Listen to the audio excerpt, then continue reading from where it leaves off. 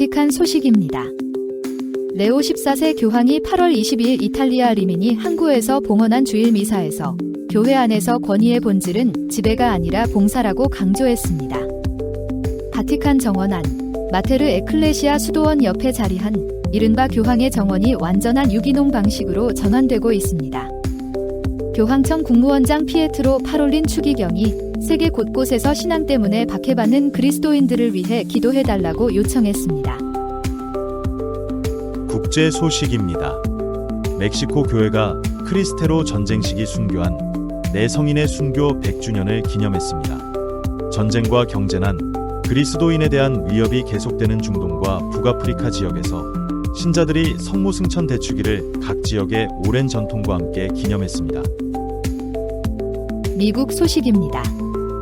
미네소타주 미니애폴리스의 성모영보 가톨릭 성당과 학교 총격 사건이 발생한 지 1년을 맞았습니다.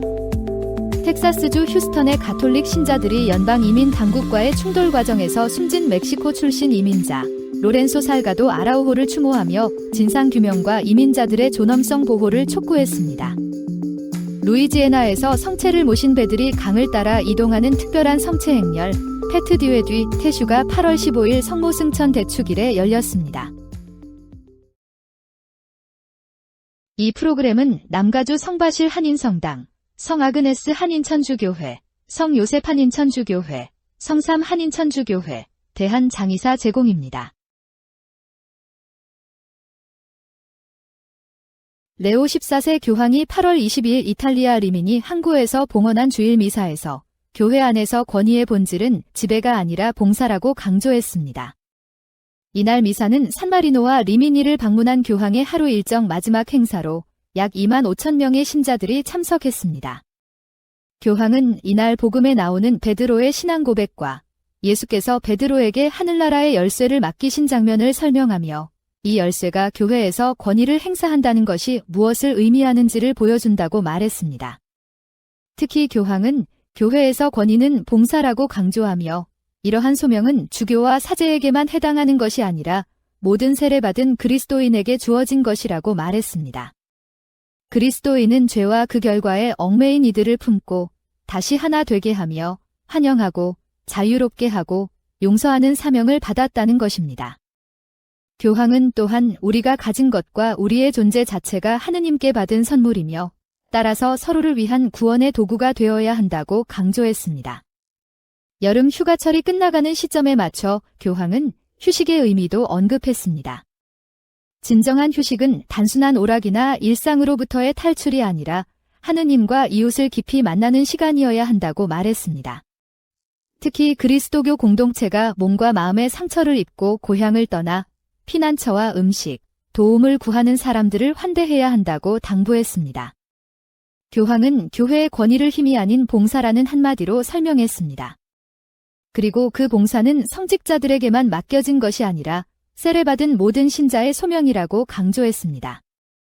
우리가 받은 것을 움켜쥐는 것이 아니라 다른 사람을 살리는 데 사용하는 것, 그것이 그리스도께서 보여주신 권위의 모습이라고 교황은 일깨우고 있습니다. 바티칸 정원안 마테르 에클레시아 수도원 옆에 자리한 이른바 교황의 정원이 완전한 유기농 방식으로 전환되고 있습니다. 이 정원은 13세기 교황 니콜라오 3세가 조성한 것으로 약 800년의 역사를 지니고 있습니다. 이번 전환은 프란치스코 교황의 회칙, 찬미받으소서가 강조한 창조세계 보호 정신을 농업 현장에서 실천하는 것입니다. 최대한 많은 농산물을 생산하는 것이 목적이 아니라 식물의 자연적인 성장 주기와 토양 자체를 존중하는 데 중점을 두고 있습니다. 약 400제곱미터 규모의 밭은 4개의 테라스로 이루어져 있으며 전문 정원사와 젊은 직원들, 수도자들이 함께 관리합니다. 물도 여전히 손으로 직접 주고 있으며 윤작을 통해 토양의 비옥도를 유지하고 토마토에는 해조류를 이용한 비료도 시험하고 있습니다. 정원에서는 토마토와 가지, 고추, 호박, 오이, 마늘, 바질 등 계절에 맞는 작물을 재배합니다. 특히 이곳에는 약 150년 된 감귤나무도 남아 있습니다. 화학 처리를 하지 않은 열매는 껍질째 먹을 수 있으며 수도자들은 이를 이용해 잼과 설탕 절임, 비스킷 등을 만들고 있습니다. 일부 농산물은 자선기관에도 제공돼 왔습니다. 레오 14세 교황도 지난해 농업산림 전문가들에게 땅은 인간의 소유물이 아니라 하느님께서 주신 선물이라고 강조하면서 땅을 존중하고 지혜롭게 경작하는 것은 하느님의 창조 활동에 참여하는 일이라고 말했습니다.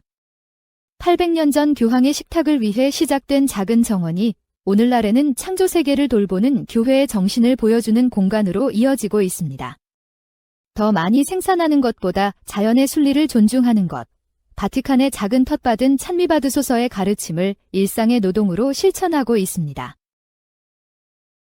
교황청 국무원장 피에트로 파롤린 추기경이 세계 곳곳에서 신앙 때문에 박해받는 그리스도인들을 위해 기도해달라고 요청했습니다. 파롤린 추기경은 8월 17일 이탈리아 시칠리아의 카타니아 주교자 성당에서 성녀 아가타의 유해가 콘스탄티노폴리스에서 카타니아로 돌아온 지 900주년을 기념하는 미사를 주례하며 성녀 아가타의 순교가 단순히 과거에 있었던 역사적 사건이 아니라고 강조했습니다. 그는 순교자의 피는 패배의 표시가 아니라 교회가 계속해서 꽃피고 열매 맺게 하는 씨앗이라며 성인들의 삶은 오늘날에도 신앙과 희망, 사랑을 일깨운다고 말했습니다. 특히 추기경은 주님의 이름과 복음 때문에 박해받고 있는 전 세계의 형제자매들을 기억하고 기도하자고 호소했습니다. 그러면서 오늘날 그리스도인에게는 피를 흘리는 순교뿐 아니라 피 흘리지 않는 순교, 즉 일상에서의 충실함을 지키는 순교도 있다고 설명했습니다. 그는 어려움 속에서도 사랑을 지키는 부부, 자녀를 그리스도교 신앙 안에서 키우는 부모, 외적인 모습만을 중시하는 문화에 휩쓸리지 않는 젊은이, 자신의 삶을 헌신하는 사제와 수도자, 고통을 신뢰로 받아들이는 노인들을 그 예로 들었습니다. 또한 타협보다 정의를, 편안함보다 진리를, 복수보다 용서를 선택하는 평범한 사람들의 삶 역시 매일의 충실함을 통한 순교라고 강조했습니다. 파롤린 추기경은 악은 더 큰 악으로 이길 수 없으며 십자가에서 나오는 사랑만이 역사를 안에서부터 변화시킬 수 있다고 말했습니다. 이러한 신앙이 빈곤과 불평등, 젊은 세대의 이탈, 가정의 어려움과 새로운 형태의 물질적, 영적 빈곤에 맞서는 힘이 되어야 한다고 당부했습니다. 초대교회의 순교는 먼 과거의 이야기만은 아닙니다. 지금도 세계 곳곳에서 신앙 때문에 박해받는 그리스도인들이 있으며 우리의 평범한 일상에도 신앙을 지키기 위한 작은 선택들이 이어지고 있습니다. 파롤린 추기경은 타협보다 정의를, 편안함보다 진리를, 복수보다 용서를 선택하는 삶 역시 오늘날 우리가 살아갈 수 있는 일상의 순교라고 강조했습니다. 멕시코 교회가 크리스테로 전쟁 시기 순교한 네 성인의 순교 100주년을 기념했습니다. 지난 8월 15일 멕시코 사카테카스주의 찰치우이테스 성지에는 약 1만 5천 명의 신자가 모였으며 멕시코 주재 교황대사 조셉 스피테리 대주교가 기념미사를 주례했습니다. 이날은 성 루이스 바티스 사인스 신부, 성 마누엘 모랄레스, 성 살바도르 라라푸엔테, 성 다비드 롤단 나라가 순교한 지 정확히 100년이 되는 날이었습니다. 이들은 멕시코 정부의 가톨릭교회 박해가 극심했던 1926년 8월 15일 푸에르토데 산타 테레사에서 총살됐습니다. 스피테리 대주교는 강론을 하느님은 죽지 않는다라는 말로 시작했습니다. 이는 처형 직전 성 마누엘 모랄레스가 남긴 말입니다. 당시 바티스 신부가 군인들에게 아내와 세 자녀가 있는 모랄레스만은 살려달라고 부탁하자 모랄레스는 자신은 죽지만 하느님께서 가족을 돌보실 것이라며 죽음을 받아들였습니다. 교황대사는 이들의 죄는 단지 하느님과 교회에 대한 신앙을 공개적이고 자유롭고 평화롭게 고백하려 했던 것이라고 말했습니다. 또한 폭력과 불의에 또 다른 폭력으로 대응하지 않고 선과 용서를 선택하는 것이야말로 참된 자유라며 내순교자가 보여준 평화적 저항의 가치를 강조했습니다. 내순교자는 1992년 성 요한 바오로 2세 교황에 의해 시복됐으며 2000년 성 크리스토발 마가야네스와 다른 멕시코 순교자들과 함께 시성됐습니다. 현재 순교 장소에는 이들을 기리는 새로운 성지가 건립되고 있습니다. 100년 전 신앙을 포기하는 대신 죽음을 선택했던 4명의 멕시코 가톨릭 신자들. 그 가운데는 사제뿐 아니라 아내와 세 자녀를 둔 가장과 21살, 24살의 젊은 평신도도 있었습니다. 1만 5천 명의 신자들이 다시 그 순교의 현장에 모인 가운데 100년 전 마지막 순간에 울려 퍼졌던 나는 죽지만 하느님은 죽지 않는다는 고백은 오늘의 멕시코 교회에서 다시 살아났습니다. 전쟁과 경제난, 그리스도인에 대한 위협이 계속되는 중동과 북아프리카 지역에서 신자들이 성모승천 대축일을 각 지역의 오랜 전통과 함께 기념했습니다. 레바논과 시리아, 티니지에서는 성당뿐 아니라 거리와 마을 전체가 축제와 행렬의 공간이 됐습니다. 레바논에서는 계속되는 전쟁과 심각한 경제적 어려움에도 여러 마을에서 성모상을 모시고 거리 행렬이 이어졌습니다. 남부 제진에서는 신자들의 행렬이 끝난 뒤 묵주 모양의 풍선을 하늘로 날려보냈으며 대형 크레인으로 성모상을 군중 위로 들어올리고 꽃잎을 뿌려 성모승천을 상징적으로 표현했습니다. 시리아에서는 최근 그리스도인 납치 사건이 증가하면서 일부 교회가 공개 행사를 취소하기도 했지만 여러 지역에서 대축일 행사는 계속됐습니다.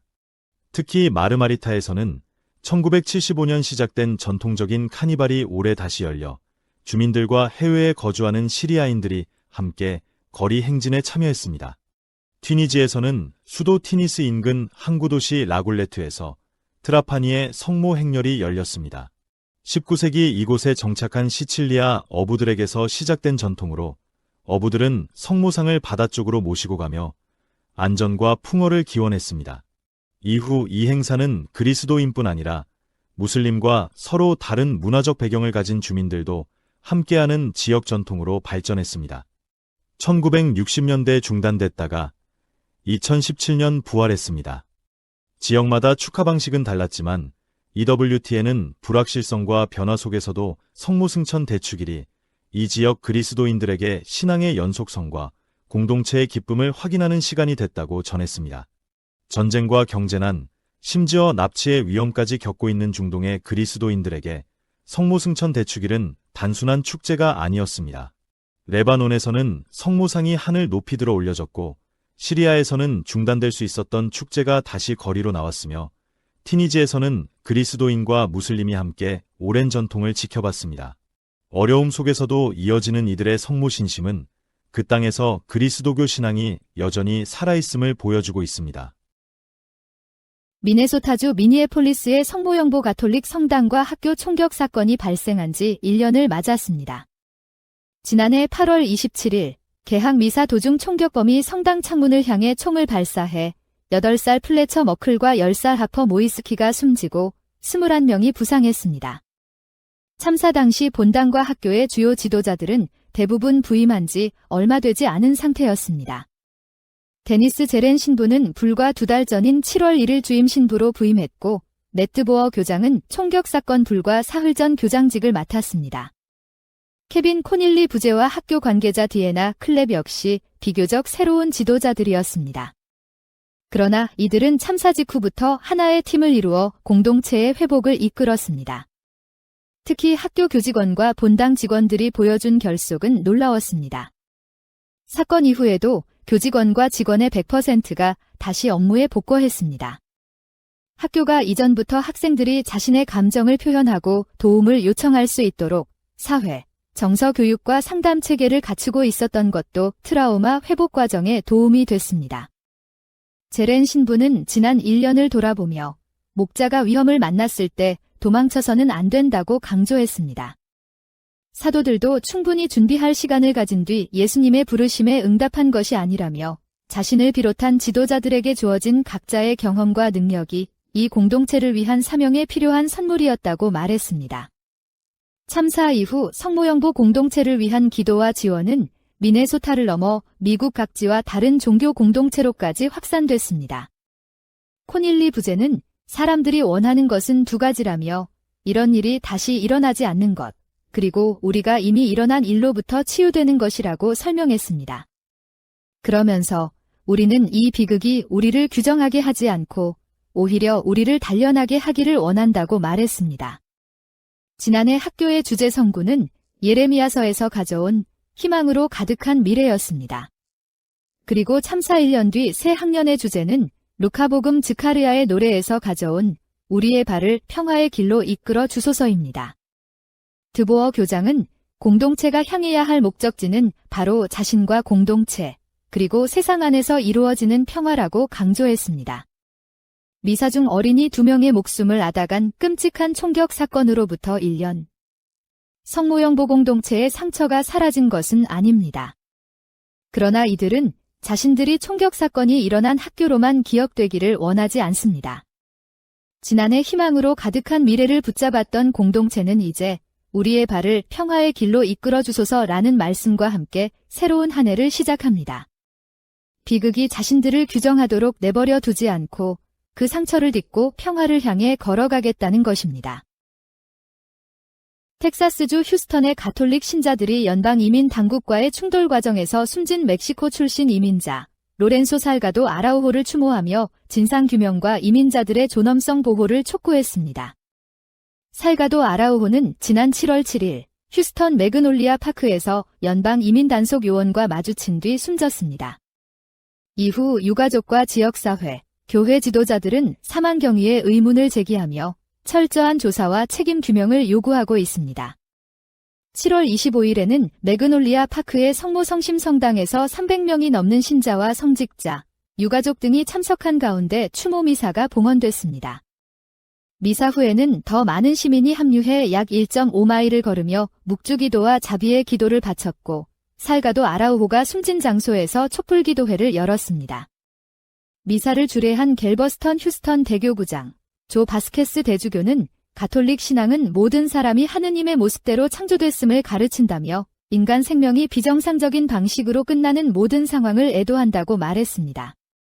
대주교는 특히 이민 문제를 언급하면서 인간의 존엄성과 국가안보는 서로 충돌하는 가치가 아니다라고 강조했습니다.